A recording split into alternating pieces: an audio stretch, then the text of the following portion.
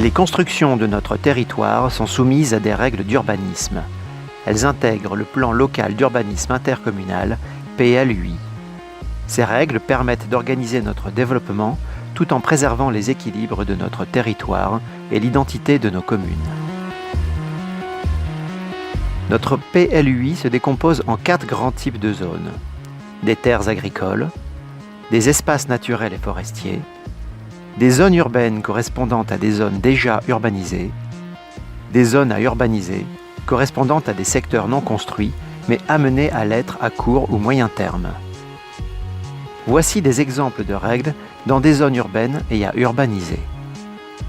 Les zones situées dans la partie ancienne d'un centre-bourg. Pour préserver l'identité de nos villages, les règles sont adaptées, comme ici à Vieux-Moulins. Voici quelques exemples de règles illustrées. Les constructions seront implantées soit à l'alignement de la voie publique, soit avec un recul de moins de 5 mètres par rapport à la voie. Dans ce cas, il est édifié une clôture à l'alignement de la voie pour maintenir une continuité visuelle. L'emprise au sol des constructions ne doit pas dépasser 30% de la surface du terrain.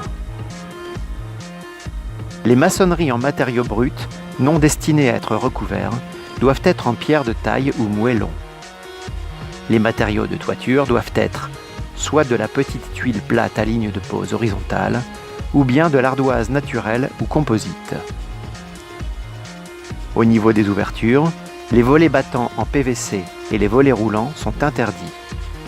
Les baies visibles de la voie publique, à l'exception des portes de garage, doivent être plus hautes que larges. Les zones pavillonnaires.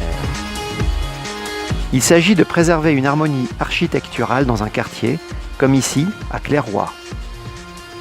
Les constructions doivent être implantées avec un recul minimum de 5 mètres par rapport à l'alignement. La marge de recul à respecter par rapport aux limites séparatives doit être au moins égale à 3 mètres. Les toits à une seule pente sont interdits pour les constructions principales.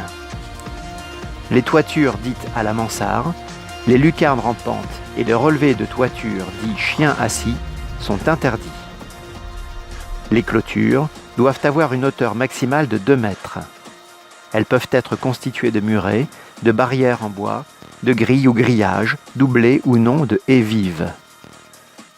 Les zones à urbaniser. On peut classer en zone à urbaniser AU un secteur en renouvellement urbain, comme ici, au Camp des Sablons. La volonté est de construire un nouveau quartier au sein duquel on retrouve à la fois des activités commerciales ou tertiaires et des logements individuels et collectifs. La hauteur des bâtiments y est différenciée selon le type de construction. 10,50 m pour les maisons, 15 mètres pour les logements collectifs et les équipements publics, comme le lycée Jean-Paul II.